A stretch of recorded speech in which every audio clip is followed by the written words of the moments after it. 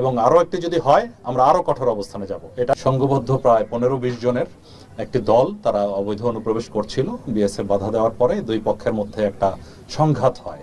সেই সংঘাতে একজনকে রাবার বুলেট ফায়ার করে, যেটা তার পেটে লাগে এবং দুর্বল স্থানে রাবার বুলেটও হত্যা করতে পারে, মানে হত্যা ঘটাতে পারে।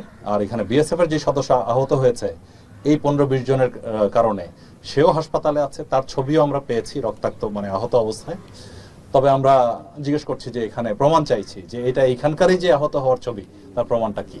তো এই বিষয়ে আমাদের মধ্যে এই প্রতিবাদ লিপি এবং প্রোটেস্ট নোট চলছে।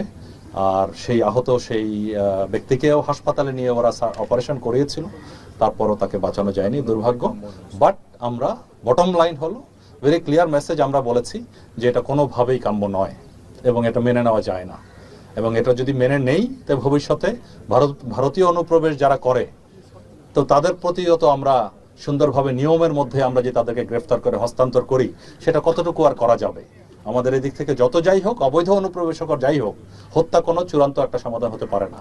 তো সেই বিষয়ে আমাদের এটা অব্যাহত থাকবে এবং আরো একটি যদি হয় আমরা আরো কঠোর অবস্থানে যাব। এটা